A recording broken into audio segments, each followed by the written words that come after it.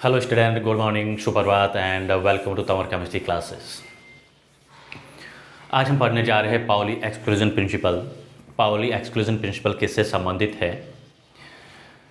जो ऑर्बिटल है, ऑर्बिटल के अंदर इलेक्ट्रॉन फिलअप करते हैं। इलेक्ट्रॉन फिलअप करने का जो प्रोसेस होता है, जो क्वांटम नंबर और उनसे जो रिलेशन जो होता है, उनके बारे में हम बात करेंगे। तो let's go start this topic. Pauli exclusion principle क्या कहता है? जब पाउली एक्सक्लूजन प्रिंसिपल की हम बात करते हैं, तो इसको समझने के लिए मैं एक सिंपल सा टॉपिक आपको बता रहा हूँ। सिंपल सा एक पॉइंट कंसिडर करता हूँ। सपोज हमारे पास कोई एक ऑर्बिटल है। इस ऑर्बिटल को मैंने कंसिडर किया है पी ऑर्बिटल। 6 इलेक्ट्रॉन लेता हूँ। पी की 2 की जगह मैंने 6 इलेक्ट्रॉन लिए है। हमारे पास ये इलेक्ट्रॉनिक कॉन्फिगरेशन 2p6 है। अब 6 इलेक्ट्रॉन कैसे भरेंगे, ये तो आपको आगे हम जब इलेक्ट्रॉनिक कॉन्फिगरेशन करेंगे तब की बात है। लेकिन पाउली क्या कहता है इस इलेक्ट्रॉन के बारे में? इनको हम क्या कहेंगे? पी ऑर्बिटल है, पी एक्स ऑर्बिटल, ये पी वाई ऑर्बिटल और पी जेड ऑर्बिटल है। एक ऑर्बिटल में मैक्सिमम कितने इलेक्ट्रॉन भर सकते हैं? 2 इलेक्ट्रॉन फिलअप कर सकते हैं। इसको आगे पढ़ेंगे, मैक्सिमम मल्टीप्लिसिटी रूल के अकॉर्डिंग पढ़ेंगे इसको। अब हमें यहाँ पे ये देखना है कि पाउली एक्सक्लूजन प्रिंसिपल क्या कहता है। किसी एक ऑर्बिटल में जो 2 इलेक्ट्रॉन फिलअप किए हुए हैं, इन 2 इलेक्ट्रॉन्स की 4 क्वांटम नंबर सेम नहीं हो सकते। यहाँ पे अगर मैं प्रिंसिपल क्वांटम नंबर की बात करता हूँ 2p के लिए, क्या मिलेगा? 2 मिला है। तो यहाँ पे इसी दोनों इलेक्ट्रॉन्स के लिए, ये जो मैंने px में इलेक्ट्रॉन फिलअप किए हैं, इसको मैंने कहा है 2px कहा है, या y कर लो, ये 2px है। 2px में 2 इलेक्ट्रॉन्स को फिलअप किए हैं। दोनों इलेक्ट्रॉन्स के लिए n की वैल्यू क्या है? 2 है। फिर मैं देखना है p ऑर्बिटल्स के लिए l की वैल्यू क्या होती है? मैक्सिमम L 1 होता है। उसके बाद में जो सबसेल में जो इलेक्ट्रॉन्स होते हैं उसकी हम बात करें तो यहाँ पे M और L के बीच में रिलेशन पर पढ़ चुके हैं। क्या होता है? M = +- L होता है, वो भी मैं बताता हूँ आगे। तो यहाँ पे इन दोनों इलेक्ट्रॉन्स के लिए L की वैल्यू क्या रहेगी? सेम रहेगी। सेम का मतलब है यहाँ पे क्या है इसकी? +1। इस इलेक्ट्रॉन के लिए भी +1 है और दूसरा इलेक्ट्रॉन इसके भी लिए क्या +1 है। या फिर मैं इस इलेक्ट्रॉन की बात करता हूँ तो यहाँ पे जैसे मैं पी वाई में इलेक्ट्रॉन फिलअप किया है, पी जेड में फिलअप किया है, तो यहाँ पे एल की वैल्यू दोनों इलेक्ट्रॉनों के लिए क्या रहेगी? सेम रहेगी। सेम कंडीशन यहाँ पे भी है। तो एक ऑर्बिटल में दोनों इलेक्ट्रॉन के लिए प्रिंसिपल क्वांटम नंबर सेम है, एजेमेथल क्वांटम नंबर एल भी सेम है।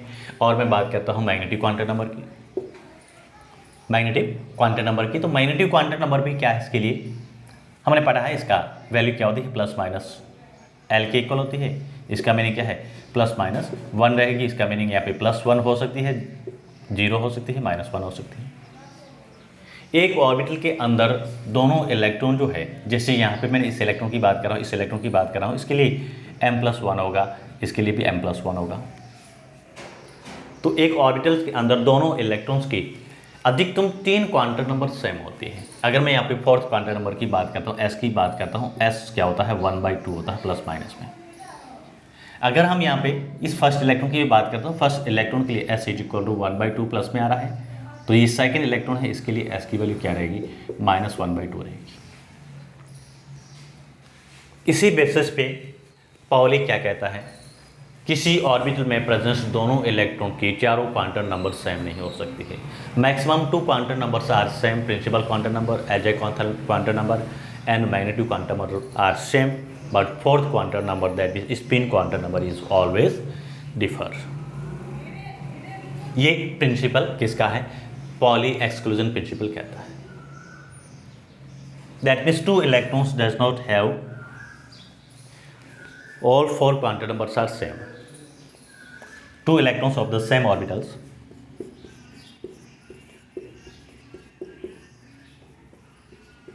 of the same orbital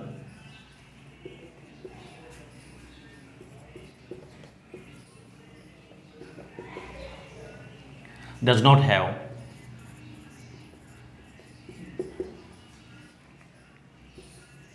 all 4 quantum numbers same।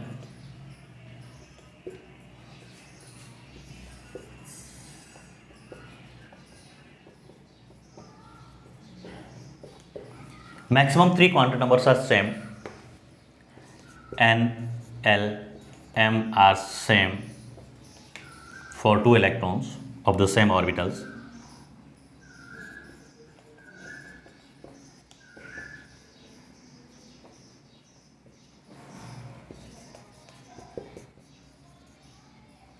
but as quantum number, spin quantum number is always and always differ, this is known as a Pauli exclusion principle। या फिर इसको दूसरे meaning में हम कहें, another word में हम कह सकते हैं, एक ऑर्बिटल जो है उसमें मैक्सिमम 2 इलेक्ट्रॉन्स फिलअप कर सकते हैं। वो कैसे? एंटी स्पिन के। एक ऑर्बिटल जो होता है उसमें मैक्सिमम 2 इलेक्ट्रॉन्स हो सकते हैं, और वो भी कैसे? एंटी स्पिन के। तो ये पाउली एक्सक्लूजन प्रिंसिपल है, बहुत ही इंपॉर्टेंट है, ध्यान रखना है। 4 क्वांटम नंबर में 3 क्वांटम नंबर सेम हो सकती है। एक ऑर्बिटल के अंदर पाए जाने वाले 2 इलेक्ट्रॉनों के लिए सेम ऑर्बिटल होने चाहिए, 2 इलेक्ट्रॉन होने चाहिए। सेम इलेक्ट्रॉन्स के लिए 3 क्वांटम नंबर सेम हो सकती है।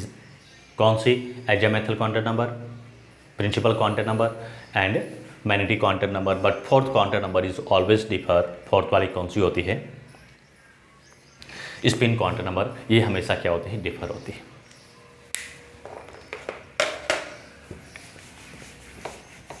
तो क्वेश्चन हमें किस फॉर्म में पूछते हैं? क्वेश्चन ये पूछते हैं, which of the following quantum number is differ for given 2 electrons of the same orbitals. किसी सेम ऑर्बिटल के लिए कौन सी क्वांटम नंबर डिफर होगी? तो हम यहाँ पे क्या लिखेंगे? इस पर क्वांटम नंबर डिफर होगी। अब हम बात करते हैं यहाँ पे किसी भी ऑर्बिटल में, हालांकि आगे और पढ़ेंगे, नंबर ऑफ सबसेल कितने होते हैं। nth ऑर्बिटल्स है, nth ऑर्बिटल में नंबर ऑफ सबसेल कैसे पता करते हैं? नंबर ऑफ सबसेल आगे और पढ़ लेंगे अपन। छोटे छोटे फॉर्मूले है, याद रखना, एग्जाम की दृष्टि से बहुत ही इंपॉर्टेंट है। Number of subcells in nth orbital. एक nth ऑर्बिटल में नंबर ऑफ सबसेल्स कितने होते हैं? L के इक्वल होते हैं, एजेमेथल क्वांटम नंबर के इक्वल होते हैं। लाइक आपको यहाँ पे दे रखा है 2p सबसेल दे रखा है, 2p दे रखा है, तो 2p में total number of orbitals subshell कितने होंगे? तो क्या कंसिडर करेंगे? 2p के लिए L की वैल्यू कितनी होती है? 1 होती है। 2p के लिए L की वैल्यू क्या होती है? 1 होती है। तो हमें यहाँ पे क्या मिलेगा? n के इक्वल मिलते हैं subshell. So number of orbitals in the nth subshell. यहां पे इसको थोड़ा सा कट करना है।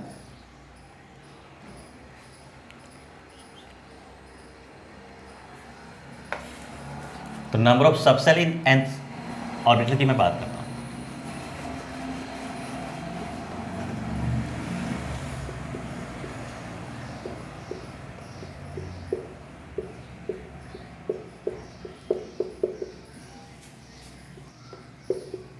nth ऑर्बिटल, कोई nth ऑर्बिटल दे रखा है, उसमें नंबर ऑफ सबसेल कितने मिलेंगे?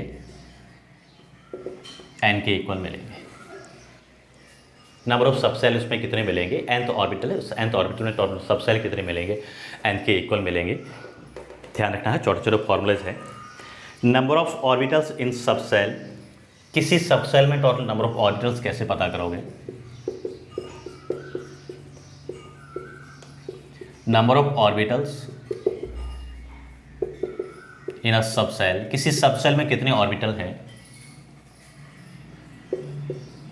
कैसे फाइंड आउट करते हैं? 2l+1 से। l हमें दे रखा है एजेमेथल क्वांटम नंबर, कोई ऑर्बिटल दे रखा है, उस ऑर्बिटल में हमें टोटल नंबर ऑफ सबसेल कैसे फाइंड आउट करना है? 2l+1। इस फॉर्मूले के थ्रू, इस रिलेशन के अकॉर्डिंग हमें फाइंड आउट करना है। l हमारा क्या है? एजेमेथल क्वांटम नंबर है। Number of electrons in a subshell, किसी सबसेल में इलेक्ट्रॉन कैसे पता करते हैं?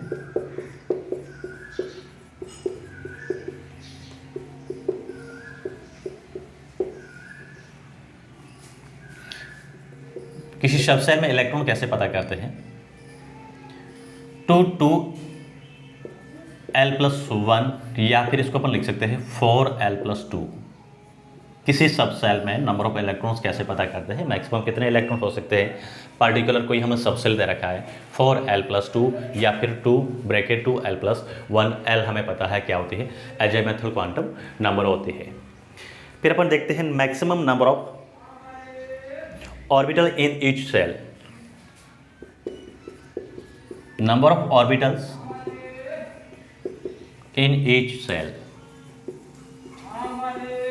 एक सेल में नंबर ऑफ ऑर्बिटल्स कैसे पता करते हैं, n स्क्वायर से पता करते हैं। n हमारे यहाँ पे क्या है, प्रिंसिपल क्वांटम नंबर है, प्रिंसिपल क्वांटम नंबर है।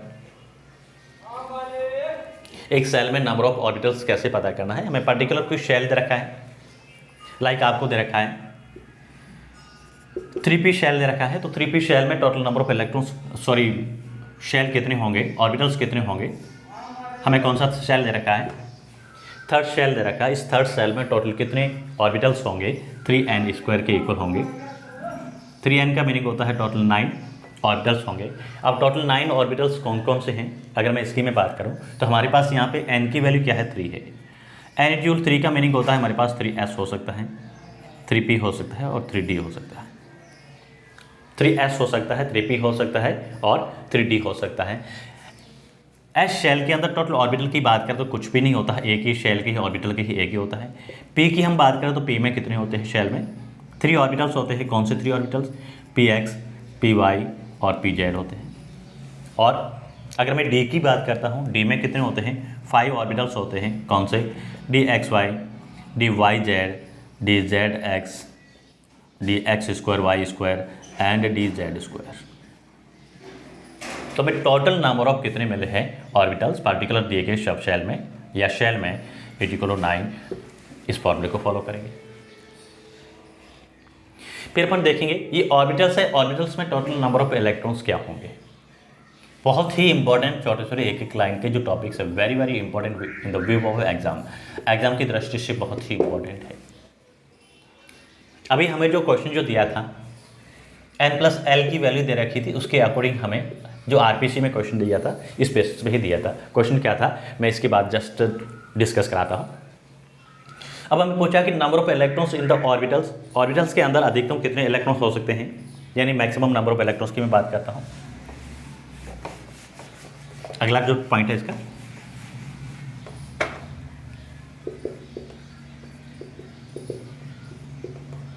मैक्सिमम नंबर ऑफ इलेक्ट्रॉन्स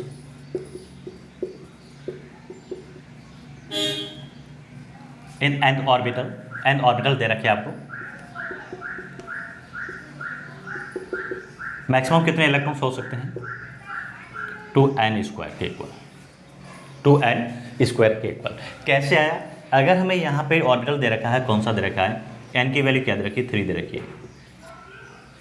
कौन सा ऑर्बिटल है, थर्ड ऑर्बिटल दे रखा है, तो थर्ड ऑर्बिटल में मैक्सिमम कितने इलेक्ट्रॉन्स हो सकते हैं, हम उसकी बात करें।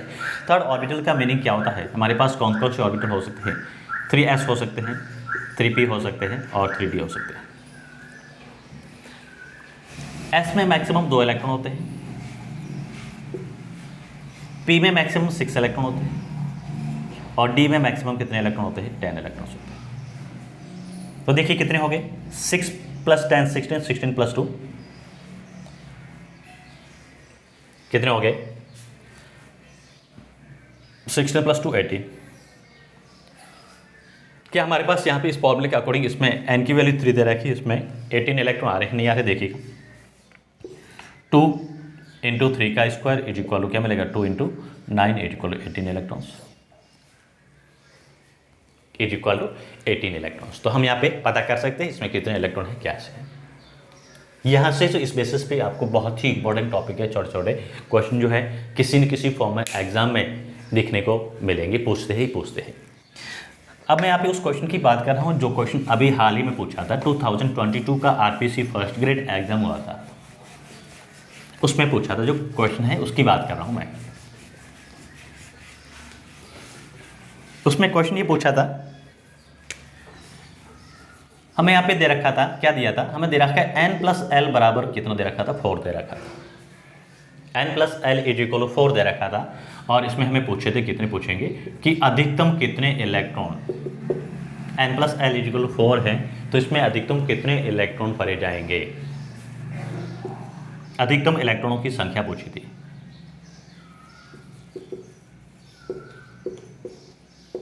अधिकतम इलेक्ट्रॉनों की संख्या पूछी थी, क्या होगी? कैसे सोल्व करोगे? हमें गिवन क्या है, n प्लस एल बराबर 4 दे रखा है। n प्लस एल 4 का मीनिंग है हम यहाँ पे क्या करेंगे, हमें इस बात का ध्यान रखना है n कभी भी l के बराबर नहीं हो सकता है। हमने जो क्वांटम नंबर पढ़े थे उसमें यही पढ़ा था, n की वैल्यू जो होती है कभी भी l के इक्वल नहीं होती है। और दूसरी बात हमने क्या पढ़ी थी, हमने ये पढ़ी n हमेशा l से बड़ा होता है या l हमेशा n से क्या होगा, छोटा होगा। अब इसी रिलेशन के अकॉर्डिंग हमें क्या देखना है, हमें ये देखना है यहाँ पे n प्लस एल का जो है सम है वो 4 दे रखा है, तो हम यहाँ पे संभव जो वैल्यू होती है उसकी बात करेंगे। संभव वैल्यू हमारे पास क्या रहेगी, और l की वैल्यू तो हमने 4 ही अभी तक पढ़ी है। l इक्वल 0 हो सकता है, 1 हो सकता है, 2 हो सकता है और 3 हो सकता है, हालांकि 4 5 कुछ भी हो सकता है, लेकिन हम जो बात कर रहे हैं यही होते हैं। 0 किसके लिए होता है, s ऑर्बिटल के लिए, p के लिए l की वैल्यू 1 होती है, d के लिए 2 होती है और f के लिए क्या होती है, 3 होती है। तो पहले तो हमें पता करना कि हमारे पास कौन से संभावित ऑर्बिटल यहाँ पे हो सकते हैं। अब यदि मैं फर्स्ट केस में l इक्वल क्या लेता हूँ, 0 लेता हूँ, तो n की वैल्यू क्या मिलेगी, 4 मिलेगी। मैं यहाँ पे क्या कर रहा हूँ, if l equal 0 then n plus L, that means n 0 लिया है तो l 0 ले रहे हैं तो n क्या होगा, 4 होगा, बिकॉज इन दोनों का योग क्या है, सम क्या है, 4 है। तो हम क्या लेंगे, 4 plus 0 is equal to 4। l की वैल्यू 0 आ रही है, मतलब यहाँ पे हमारे पास कौन सा ऑर्बिटल होगा, 4s होगा। और s में अधिकतम कितने इलेक्ट्रॉन होते हैं, 2 इलेक्ट्रॉन भरे जा सकते हैं, 2 से ज़्यादा s में इलेक्ट्रॉन फिलअप नहीं किए जा सकते। तो हमारे पास 2 इलेक्ट्रॉन ही होंगे, कौन से, s ऑर्बिटल के। फिर हम यहाँ पे l की वैल्यू को चेंज करते हैं, क्या लेता है, l इक्वल मैं क्या ले रहा हूँ, यहाँ पे 1 ले रहा हूँ। अगर मैं l यहाँ पे 1 ले रहा हूँ तो n क्या होगा, 3 होगा, बिकॉज इसका योग 4 है। तो यहाँ पे क्या मिलेगा, 3 plus 1 is equal to 4, that means यहाँ पे l की वैल्यू 1 किसके लिए हो सकती है, दैट मीन्स होती ही है किसके लिए, p के लिए। कौन सा p है, n का मान 3 है तो अपन लिखेंगे 3p, क्या लेंगे, 3p। और p में अधिकतम कितने इलेक्ट्रॉन फिलअप करते हैं, 6 इलेक्ट्रॉन फिलअप करते हैं। तो हमारे पास कुल कितने इलेक्ट्रॉन आ गए, 6 इलेक्ट्रॉन ये आगे p के। अब क्या मैं l का मान 2 ले सकता हूँ, l का मान मैं 2 नहीं ले सकता हूँ। अगर मैं n का मान 2 लेता हूँ तो n बराबर l हो जाएगा, 2 यहाँ पे लिया, 2 यहाँ पे लिया, 2 2 4, तो ये कभी भी नहीं होता है, n l के कभी बराबर नहीं होता है, l हमेशा n से छोटा होता है। तो हमारे पास यहाँ पे कुल कितने इलेक्ट्रॉन, अधिकतम कितने इलेक्ट्रॉन आ सकते हैं, n plus L equal to 4 में तो कितने लेंगे, 6 इलेक्ट्रॉन p के है, 2 इलेक्ट्रॉन किसके है, s के है। टोटल हमारे पास कितने इलेक्ट्रॉन रहेंगे, 8 इलेक्ट्रॉन। कोई ऑप्शन ऐसा था 8 वाला, ये आपका राइट ऑप्शन था। तो यहाँ पे इन बेसिस पे आपको क्वेश्चन किसी न किसी फॉर्म में देखने को मिलेंगे, बहुत ही इंपॉर्टेंट टॉपिक्स है, पॉइंट्स है, तो ये आपको ध्यान रखना है।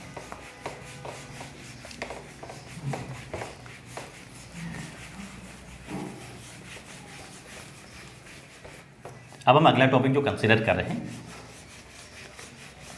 जो एटॉमिक ऑर्बिटल उसकी शेप की हम बात करेंगे। जो हमारे पास s p d f orbitals होते हैं उनकी शेप का निर्धारण कैसे करते हैं, डिटर्मिनेशन कैसे करते हैं, बाउंड्री सरफेस डायग्राम क्या होता है उनका, उनके बारे में हम बात करेंगे। और कहाँ पे जो है इलेक्ट्रॉन वगैरह वगैरह जो उसमें मिलने की संभावना होती है उसकी हम बात करेंगे। तो हमारा नेक्स्ट टॉपिक क्या है, बाउंड्री सरफेस डायग्राम या फिर शेप ऑफ एटॉमिक ऑर्बिटल्स और boundary surface diagram.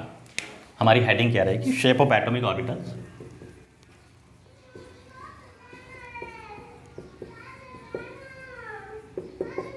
Shape of atomic orbitals और बाउंड्री सरफेस डायग्राम।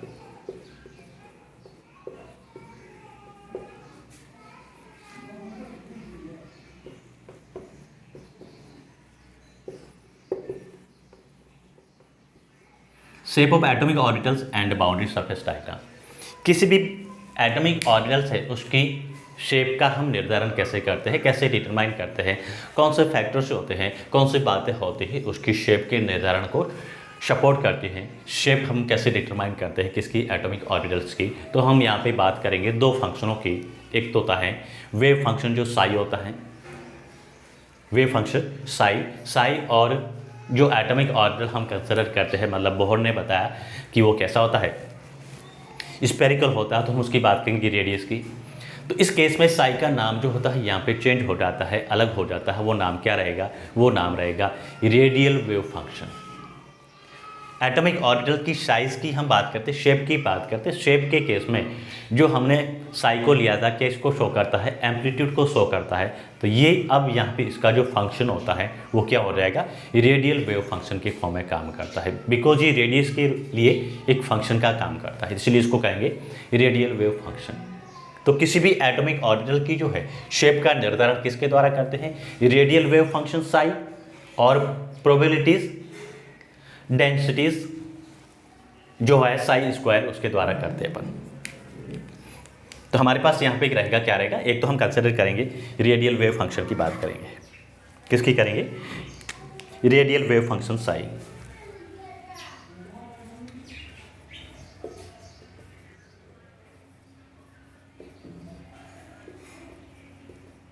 कौन है, रेडियल वेव फंक्शन। अब रेडियल वेव फंक्शन किसको कंसिडर करेंगे, साई को करेंगे।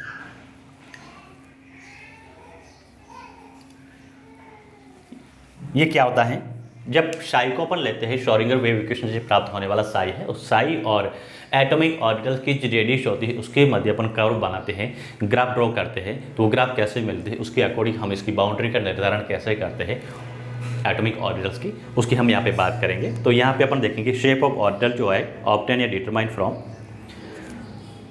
Variation of wave function psi. तो shape of atomic orbitals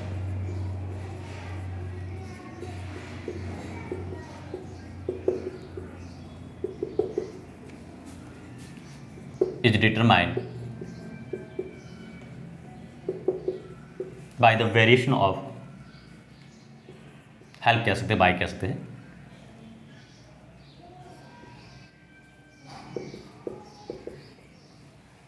wave function Sai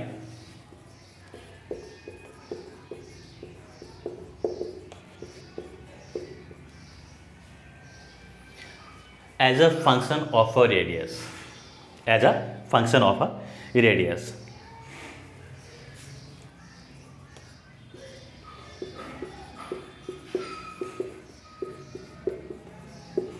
radius that means distance की हम बात करें,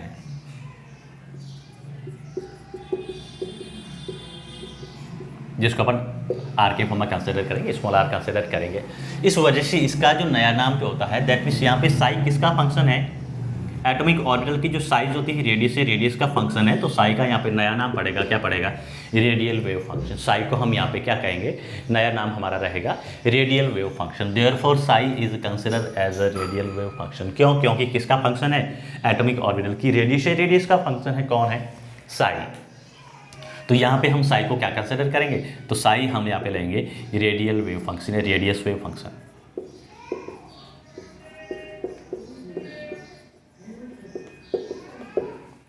अब एटॉमिक ऑर्बिटल का जो है साइज है उसका निर्धारण अपन कैसे करते हैं, रेडियल वेव फंक्शन और साई के मध्य जो है, sorry, radial wave function and radius of atom जो होता है, साइज ऑफ एटम या डिस्टेंस की बात करें, उसके बीच में रिलेशन के द्वारा हम क्या करते हैं, एटॉमिक ऑर्बिटल है उसकी शेप या उसकी साइज का हम क्या करते हैं, डिटर्मिनेशन करते हैं। देखिए कैसे होगा, इसकी हम बात करते हैं, इसको कंटिन्यू करते हैं। तो ये आपको ध्यान रखना है, रेडियल वेव फंक्शन होता क्या है, function of Sai wave function किसका, रेडियस का। और इसी के द्वारा हम क्या करते हैं, एटॉमिक ऑर्बिटल की साइज है या शेप है उसका क्या करते हैं, डिटर्मिनेशन करते हैं। हम यहाँ पे रेडियल वेव फंक्शन और इसके मध्य किसका, साई वर्सेस आर के मध्य अपन क्या करते हैं, ग्राफ ड्रॉ करेंगे, प्लॉट बनाएंगे। ये प्लॉट कैसे मिलते हैं, इस प्लॉट की क्या पहचान होगी, आइडेंटिटीज क्या होगी, उसकी हम बात करेंगे यहाँ पे। तो ये जो प्लॉट मैं यहाँ पे ले रहा हूँ किसके लिए ले रहा हूँ, एक तो हम कंसिडर करते हैं 1s ऑर्बिटल के लिए, फिर हम ले रहे हैं 2s ऑर्बिटल के लिए, और फिर मैं ले रहा हूँ 2p ऑर्बिटल्स के लिए। तीनों की हम बात करेंगे। जब हम यहाँ पे 1s ऑर्बिटल के लिए रेडियल वेव फंक्शन हम इस एक्सेस वाई के अलोंग लेंगे और यहाँ पे क्या लेंगे, ये डिस्टेंस लेंगे, और ये जो अपन पोर्शन जो लेंगे यहाँ पे ये पोर्शन है, ये हमारा न्यूक्लियस रहेगा। इस बात का ध्यान रखना, हम जो ग्राफ यूजली स्टार यहाँ से करते हैं तो ये न्यूक्लियस नहीं रहेगा। हम यहाँ पे न्यूक्लियस की बात करेंगे, न्यूक्लियस का रहेगा, ये पोर्शन है न्यूक्लियस का रहेगा। तो इसका जो ग्राफ आता है साई और आर के मध्य, किसके लिए मैं ले रहा हूँ, मैंने यहाँ पे लिया है 1s ऑर्बिटल के लिए। किसके लिए हमने लिया है, 1s ऑर्बिटल के लिए। तो 1s ऑर्बिटल के लिए ये जो कर्व आता है इस फॉर्म में आता है। इसका मीनिंग क्या है, इसका मीनिंग यहाँ पे ये है कि यहाँ पे साई का जो वैल्यू है, रेडियल वेव फंक्शन जो होता है, आर इंक्रीज हो रहा है तो रेडियल वेव फंक्शन क्या हो रहा है, डिक्रीज हो रहा है। डिस्टेंस यहाँ पे इंक्रीज हो रही है, वैल्यूज ऑफ साई डिक्रीजेज, ये क्या हो रहा है, डिक्रीज हो रहा है विथ इंक्रीज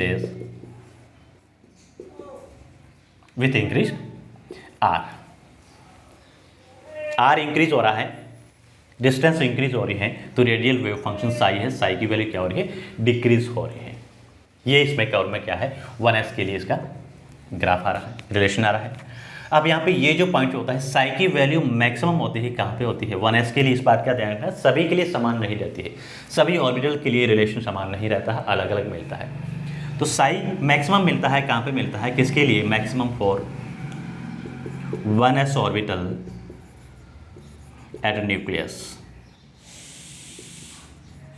न्यूक्लियस के लिए साई की वैल्यू, यहाँ पे ये न्यूक्लियस है, न्यूक्लियस के लिए इसकी वैल्यू क्या रहेगी, मैक्सिमम मिल रही है। ये हमें ग्राफ मिला है, किसका मिला है, 1s के लिए। सेकंड मैं कंसीडर करता हूँ, किसको कर रहा हूँ, अगर हम ले रहे हैं यहाँ पे 2s ऑर्बिटल की मैं बात कर रहा हूँ, किसकी बात करें अपन, 2s ऑर्बिटल की। यही डिस्टेंस है,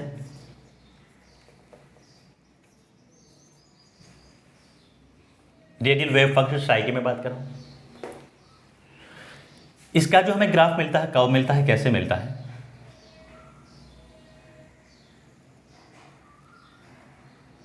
इस फॉर्म में ऐसे मिलता है। ग्राफ कैसे मिलेगा, इस फॉर्म में मिलेगा। ये किसके लिए है, ये हम ले रहे हैं 2s ऑर्बिटल की मैं बात कर रहा हूं। और हम ये भी जानते हैं s के लिए l की वैल्यू क्या रहती है, 0 रहती है। यहाँ पे सेम क्या सेम है, भले n भले कुछ भी हो, लेकिन s के लिए l हमेशा azimuthal quantum number always and always क्या मिलेगी, 0 मिलेगी, 0 मिलेगी।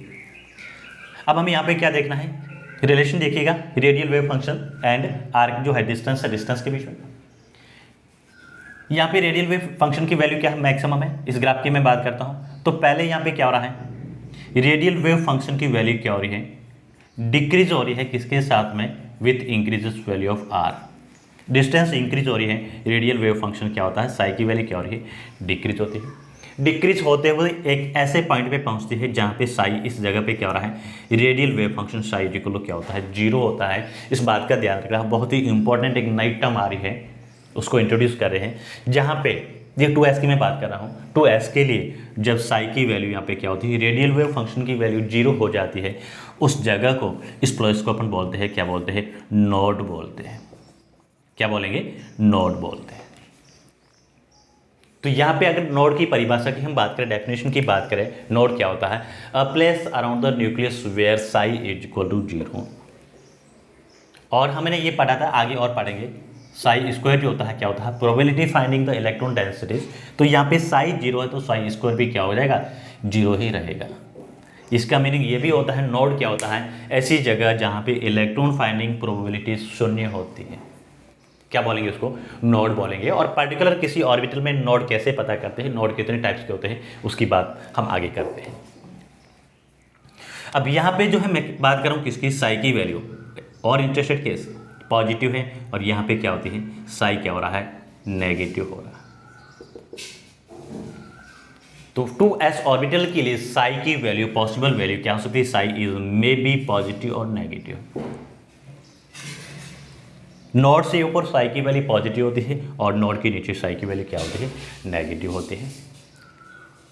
नोड के ऊपर साई क्या होता है, पॉजिटिव होता है। नोड को छोड़ के बाकी साई कहीं पे भी देखिए, अभी तक अपने 1s लिया है, 2s लिया है, नोड को छोड़ के कहाँ पे भी साई 0 नहीं है, रेडियल वेव फंक्शन की वैल्यू 0 नहीं है। आगे हम बात करेंगे कहाँ पे 0 होगी, उसकी हम बात करेंगे। नेक्स्ट हम एटॉमिक ऑर्बिटल्स की मैं बात करते हैं, किसके लिए है, हम यहाँ पे ले रहे हैं 2p ऑर्बिटल्स। क्या ले रहे हैं अपन, 2p ऑर्बिटल्स। 2p ऑर्बिटल्स के लिए एल की वैल्यू क्या होती है, p के लिए एल इज इक्वल टू 0 होता है, और ये इसका रेडियल वेव फंक्शन साई है और ये डिस्टेंस है। और जब हम इसकी ग्राफ की बात करते हैं, इसके कर्व की बात करते हैं, इसका जो कर्व है इस फॉर्म में मिलेगा।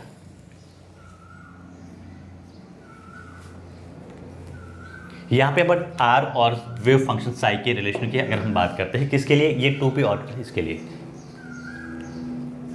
यहाँ पे इस पॉइंट पे क्या मिलता है, ये मैक्सिमम मिल रहा है साई, रेडियल वेव फंक्शन क्या मिल रहा है, मैक्सिमम मिल रहा है। दैट मीन्स यहाँ पे इसकी रिलेशन की हम बात करें, radial wave function psi directly proportional to r है। और यहाँ पे ये न्यूक्लियस से न्यूक्लियस पे क्या मिली है, रेडियल वेव फंक्शन की वैल्यू क्या मिली है, 0 मिली है, 0 मिली है। दैट मीन्स 2p ऑर्बिटल या p ऑर्बिटल्स के लिए न्यूक्लियस पे इलेक्ट्रॉन डेंसिटीज क्या मिलेगी, इलेक्ट्रॉन फाइंडिंग प्रोबेबिलिटीज क्या मिलेगी, 0 मिलती है। वहाँ पे रेडियल वेव फंक्शन न्यूक्लियस पे क्या मिलता है, 0 मिलता है, 0 मिलता है। फिर जैसे जैसे डिस्टेंस न्यूक्लियस से इंक्रीज होती है, रेडियल वेव फंक्शन साई की वैल्यू इंक्रीज होती है। एक मैक्सिमम पॉइंट पे पहुँचने के बाद में अब यहाँ पे जो है साई और इसका रिलेशन क्या हो जाएगा,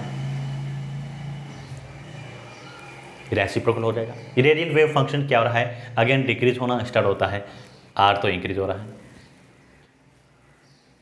तो इसी के द्वारा हम क्या बता सकते हैं, इनकी शेप जो है रेडियल वेव फंक्शन और साई जो है, साई के मध्य आर जो है डिस्टेंस है, डिस्टेंस के बीच में ग्राफ ड्रॉ करके हम बता सकते हैं पर्टिकुलर किस ऑर्बिटल के लिए क्या होगी। अब एक इंपॉर्टेंट केस इसमें क्या बनता है, इंपॉर्टेंट केस ये बनता है, यहाँ पे देखिए क्या साई कहीं 0 हो रहा है, नोड को छोड़कर, नोड को छोड़ के साई की वैल्यू कहीं भी 0 नहीं हो रही है। 0 होगी, ऑफकोर्स होगी, कहाँ पे होगी, जब आर जो होता है क्या होता है, इन्फिनिट होता है। जब डिस्टेंस होती है क्या होती है, इन्फिनिट है, तब जाके ये जो है रेडियल वेव फंक्शन साई क्या करता है, एक्स एक्सेस हुआ है, एक्स एक्सेस को इंटरसेप्ट करेगा, तब हम कहेंगे यहाँ पे क्या मिलेगा, साई की वैल्यू क्या मिलेगी, 0 होगी। तो ये भी नोटेबल पॉइंट है, ध्यान रखना है। At infinite distance, at r is equal to क्या ले रहे हैं, इन्फिनिट ले रहे हैं, आर इन्फिनिट ले रहे हैं, वहाँ पे साई क्या मिलेगा, 0 मिलेगा। वहाँ पे साई की वैल्यू क्या मिलेगी, 0 मिलेगी। बहुत ही इंपॉर्टेंट टॉपिक है, ध्यान रखना है। क्वेश्चन जो है आपको किसी न किसी फॉर्म में कैसे न कैसे करके क्वेश्चन पूछते हैं और आते हैं। अब हम यहाँ पे बात करते हैं, जब पार्टिकुलर हमें कोई ऑर्बिटल दे रखी है, हमारे पास एक नया टर्म आया है नोड। ऑर्बिटल एंगुलर नोड क्या होता है, रेडियल नोड क्या होता है, ये तो हमने देखा रेडियल नोड। रेडियल नोड का मीनिंग है, इसको तो अपन रेडियल नोड भी बोलते हैं, क्यों, क्योंकि रेडियस और साई के बीच में रिलेशन को शो कर रहा है। रेडियल नोड का मीनिंग होता है जहाँ पे साई इक्वल 0, उसको अपन रेडियल नोड कहेंगे। अब हमें पर्टिकुलर कब कोई ऑर्बिटल दे रखे हैं, शेल दे रखे हैं, प्रिंसिपल क्वांटम नंबर दे रखे हैं, उसमें हमें कहा कि टोटल नंबर ऑफ नोड्स कितने होंगे, इसमें एंगुलर नोड कितने होंगे और रेडियल नोड कितने हैं। यहाँ से भी बहुत ही इंपॉर्टेंट क्वेश्चन जो है बनता है और पूछने को मिलते हैं, काफ़ी एग्जाम में क्वेश्चन जो है यहाँ से दिखने को मिलते हैं। तो पहले तो हम बात करते हैं किसकी, नोड की बात करते हैं। नोड क्या होता है, a distance from the nucleus where psi is equal to 0। Nucleus से वो डिस्टेंस जहाँ पे साई क्या होता है, 0 होता है, उसको अपन क्या बोलेंगे, नोड बोलेंगे। नोड कह सकते हैं, नोडल सरफेस कह सकते हैं, या नोडल भी कह सकते हैं। नोड का मीनिंग क्या होता है, a place where psi is equal to क्या होता है, 0। रेडियल वेव फंक्शन साई की वैल्यू क्या होती है, 0 होती है। साई 0 है तो क्या मिलेगा, electron finding probabilities 0।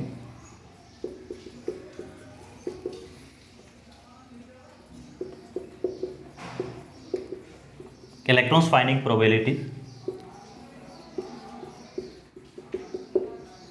Around the nucleus is 0, उसको नोड बोलेंगे।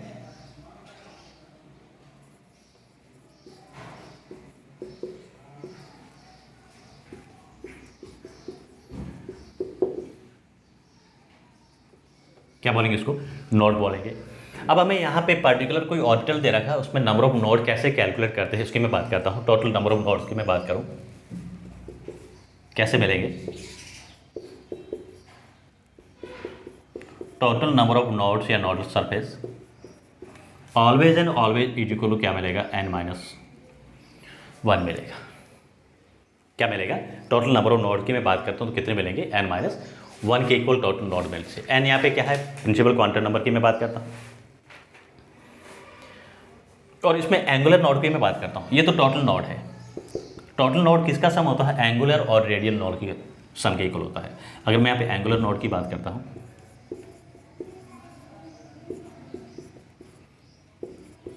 किसके इक्वल मिलेंगे, एल के इक्वल मिलेंगे। Total nodes n-1, angular node L के इक्वल मिलेगी, जो अलजेब्रिक क्वांटम नंबर आता है उसके मिलेगी। और रेडियल नोड की मैं बात करता हूँ,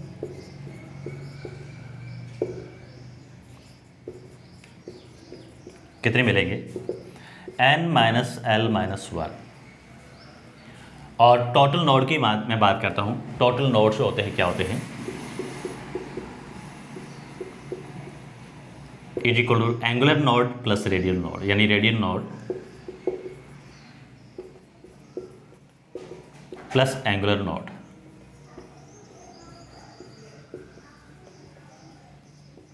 एंगुलर नोड्स और रेडियल नोड का जो सम होता है वो क्या होता है, टोटल नोड्स है। देखिए करके देख लो, यही आएगा टोटल नोड में n-1 ही आएगा। क्या लिया अपन है, n-l+1 माइनस l से l कैंसिल हो जाएगा, क्या मिलेगा, n-l।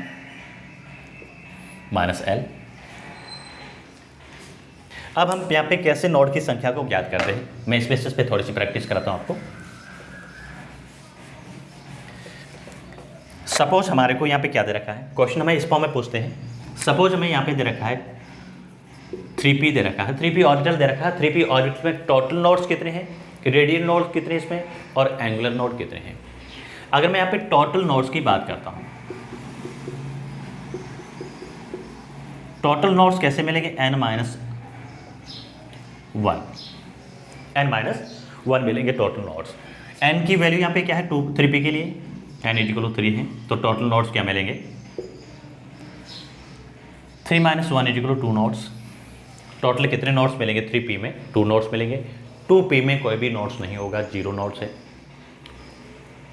कैसे मिला, अगर मैं इसकी बात करता हूँ, अब इसमें मुझे पूछा है कि यहाँ पे एंगुलर नोड कितने होंगे।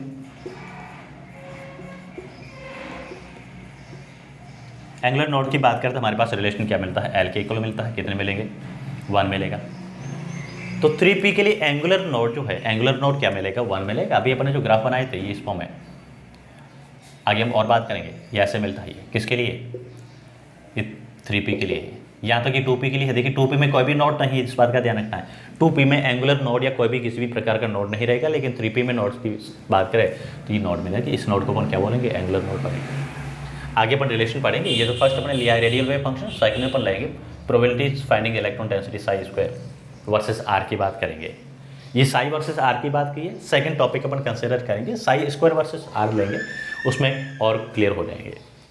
और मैं बात करता हूँ रेडियल नोड की, अगर मैं लेता हूँ बात, रेडियल नोड कितने मिलेंगे इसमें, n-l-1। तो n की वैल्यू कितनी है यहाँ पे, 3 है। 3 - 1 = 1। तो यहाँ पे एंगुलर नोड 1 मिलेगा, रेडियल नोड 1 मिलेगा, और टोटल नोड क्या होता है, रेडियल प्लस एंगुलर = क्या मिलेगा, 2। 1 तो ये मिल रहा है, 1 ये मिल रहा है, टोटल कितने मिले हैं, 2 नोड्स मिले हैं। तो एग्जाम की दृष्टि से यहाँ से जो है ये क्वेश्चन, आज अपन ने जो भी टॉपिक कंसिडर की है, इन टॉपिक से सवाल आपको बहुत ही इंपॉर्टेंट क्वेश्चन देखने को मिलते हैं। क्वेश्चन तो पूछेंगे ही पूछेंगे, ये तो कन्फर्म है। अब हम बात करेंगे किसकी करेंगे, प्रोबेबिलिटीज डेंसिटीज ग्राफ, जो शेप को डिटरमाइन करती हैं। पहले अपने लिया है रेडियल वेव फंक्शन, और सेकंड ग्राफ की मैं बात करूंगा तो कौन सा लेंगे, प्रोबेबिलिटीज डेंसिटीज ग्राफ।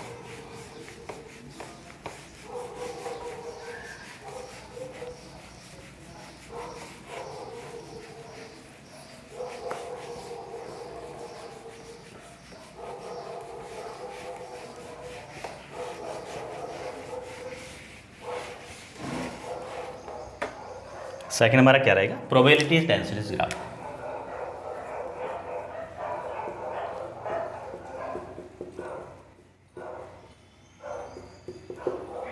जिसको साई स्क्वायर के फॉर्म में इंडिकेट करते हैं।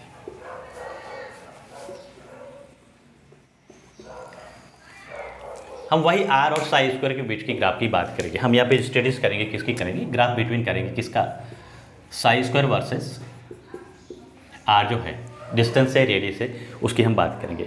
यहाँ पे हमें जो ग्राफ जो मिलेंगे वो क्या मिलेंगे, एस के लिए अलग मिलेगा, पी के लिए क्या मिलेगा, अलग मिलेगा, डिफर मिलेंगे। तो देखिए ये ग्राफ कैसे मिलते हैं, किस फॉर्म में मिलते हैं। अगर मैं एस की बात करूँ जो पहले वहाँ पे मिला था वैसा का वैसा मिलेगा, 1s, वही मैं ग्राफ ले रहा हूँ किसके लिए, 1s के लिए ले रहा हूँ, 2s के लिए और 2p की बात करेंगे, 1s 2s और 2p की बात करेंगे। ये साई स्क्वायर है, प्रोबेबिलिटी इलेक्ट्रॉन डेंसिटी की बात कर रहे हैं अपन, ये क्या है, डिस्टेंस है। ग्राफ कैसा मिलेगा, वैसा ही मिलेगा जो पहले था, कैसा मिलेगा, वैसा ही मिलेगा जो पहले ग्राफ था, किसके लिए है, 1s ऑर्बिटल के लिए। दैट मीन्स यहाँ पे क्या हो रहा है, आर इंक्रीज हो रहा था, साई स्क्वायर की वैल्यू क्या हो रही है, 1s के लिए साई स्क्वायर डिक्रीज होता है, इलेक्ट्रॉन डेंसिटी डिक्रीज होती है जैसे जैसे न्यूक्लियस से दूरी बढ़ती है। ये पार्ट अपन कंसिडर करते हैं न्यूक्लियस का। न्यूक्लियस से जैसे जैसे डिस्टेंस बढ़ रही है, दूरी बढ़ रही है, या फिर यहाँ पे लीजिएगा ये न्यूक्लियस है, न्यूक्लियस से जैसे जैसे डिस्टेंस बढ़ रही है, साई की वैल्यू क्या हो रही है, साई स्क्वायर की वैल्यू क्या हो रही है, डिक्रीज हो रही है। मतलब इलेक्ट्रॉन डेंसिटी जो है, इलेक्ट्रॉनों के पाए जाने की संभावना क्या हो रही है, न्यूक्लियस से दूरी बढ़ने के साथ साथ क्या हो रही है, कम हो रही है, घटती जाती है। तो यहाँ पे अपन लिखेंगे साई स्क्वायर डिक्रीज होगा, कब होगा, जब आर इंक्रीज हो रहा है। और इन्फिनिट पे जाके क्या होता है, जब आर क्या होता है, इन्फिनिट होता है, तब साई स्क्वायर भी क्या हो जाएगा, 0 हो जाएगा। अभी यहाँ पे ये मिल नहीं रही है। अगर हम यहाँ पे 2s की बात करते हैं, अपन किसकी बात करें, अपन 2s की मैं बात करता हूँ, ये साई स्क्वायर है और ये कौन है, डिस्टेंस है। 2s के लिए हमें जो ग्राफ मिलता है, कब मिलता है, इस फॉर्म ऐसे मिलेगा।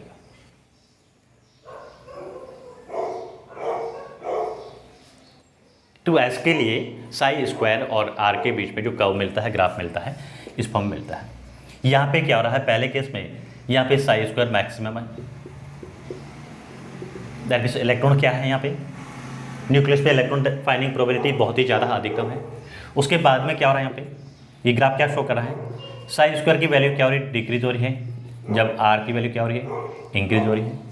एक केस ऐसे होता है जहाँ पे साई स्क्वायर क्या मिला है, 0 मिल रहा है। जहाँ पे साई स्क्वायर की वैल्यू 0 मिलती है, इससे पहले के टॉपिक में हमने डिस्कस किया था, जहाँ पे साई स्क्वायर 0 मिलता है, इलेक्ट्रॉन डेंसिटी 0 मिलती है, उसको अपन क्या कहेंगे, नोड कहते हैं। क्या कहेंगे, नोड कहेंगे। तो यहाँ पे 1s में कोई भी नोड नहीं है, लेकिन 2s की हम बात करते हैं। 2s में एक नोड होता है, एक नोडल सरफेस होती है, जहाँ पे इलेक्ट्रॉन क्या मिलता है, 0 मिलता है। फिर वापस क्या हो रहा है इस ग्राफ के लिए, अगेन यहाँ तक पहुँचते हैं तो साई स्क्वायर की वैल्यू क्या हो रही है, इंक्रीज हो रही है, जब आर इंक्रीज हो रहा है। तो ये शेप के बारे में बता रहा है कि इनकी शेप कैसी होती है एटॉमिक ऑर्बिटल्स की।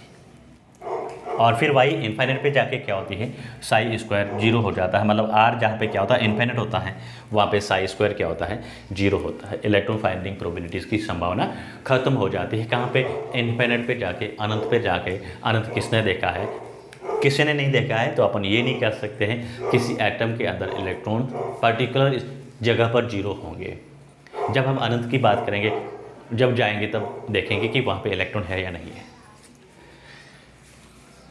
फिर अपन ले रहे हैं यहाँ पे 2p की बात करते हैं। अब हम बात करते हैं किसकी, 2p की। ये साई स्क्वायर है और ये क्या है, डिस्टेंस है r है। तो 2p के लिए हमें जो मिलेगा यहाँ पे इस टाइप का ग्राफ आएगा, रिलेशन आएगा। साई स्क्वायर की वैल्यू क्या हो रही है, इंक्रीज हो रही है, किसके साथ साथ, इंक्रीज रेडियस। एक वैल्यू क्या होती है यहाँ पे, साई स्क्वायर मैक्सिमम हो जाता है। मैक्स में पहुंचने के बाद में वापस क्या होती है, रेडियस की वैल्यू तो क्या हो रही है, इंक्रीज हो रही है। साई स्क्वायर क्या होता है, डिक्रीज हो रहा है। और वही इन्फिनिट पे जाके क्या होता है, आर जब इन्फिनिट होती है वहाँ पे साई स्क्वायर क्या हो जाता है, 0 हो जाता है। तो यहाँ से देखिए, अभी अपने फॉर्मूले के थ्रू भी किया था, क्या 2p में, ये 2p ऑर्बिटल के लिए ग्राफ है। क्या 2p ऑर्बिटल में कोई नोड मिल रही है, नहीं मिल रही है। नोड का मीनिंग होता है जब ये ग्राफ क्या करता है, अगर एक्स एक्सिस है, एक्स कोऑर्डिनेट इसको क्या कर रहा है, इंटरसेप्ट करता है, तो वो नोड मिलती है। तो 2s में एक नोड होती है, 1s में कोई नोड नहीं होती है, 2p में भी कोई नोड नहीं होती है, लेकिन 3p में जो नोड की बात करते हैं तो 2 नोड्स मिलती है। एक होती है रेडियल नोड और एक होती है angular node. Total number of nodes कितनी मिलती है? 2 मिलेगी। किसके लिए? 3p के लिए। फॉर्मूलाज मैंने बता दिया था। तो बहुत ही इंपॉर्टेंट आज जो भी हमने टॉपिक पढ़े वेरी वेरी इंपॉर्टेंट है एग्जाम की दृष्टि से। किसी भी एग्जाम में आरपीसी फर्स्ट ग्रेड हो या फिर केमिस्ट्री से रिगार्डिंग दूसरा कोई भी कॉम्पिटिटिव एग्जाम हो, उसमें इस बेसिस पे क्वेश्चन आपको पूछेंगे ही पूछेंगे। बहुत ही इंपॉर्टेंट टॉपिक बनता है, तो ध्यान से इसको सुनिएगा, सीखिएगा, पढ़िएगा। और यही का ये सेम का सेम लिंक जो है आपको, सेम टॉपिक जो है वीडियो लेक्चर आपको Tanwar chemistry classes Telegram channel जो बना हुआ है टेलीग्राम ग्रुप पे मिल जाएगा। आपको जो भी दिक्कत है तो अधिक से अधिक कमेंट बॉक्स में जाके कमेंट कीजिएगा और तंवर केमिस्ट्री क्लासेस टेलीग्राम जो ग्रुप है उस टेलीग्राम ग्रुप को ज्वाइन करिएगा। वहाँ पे आपको बाय द वे यहाँ पे कोई टेक्निकल इश्यू की वजह से आप इस वीडियोस को नहीं देख पा रहे, तो वहाँ पे आपको टेलीग्राम पे वीडियोस मिलेंगे। वीडियो के साथ साथ में वेराइटीज ऑफ क्वेश्चंस वगैरह जो है आपको नई जो भी इन्फॉर्मेशन होती है, अपडेट है, सब आपको टेलीग्राम ग्रुप पे अवेलेबल रहेगी, वहाँ मिल जाती है। तो जो चैनल पे नए हैं वो चैनल को लाइक, शेयर और सब्सक्राइब जरूर करें। और thank you for watching me.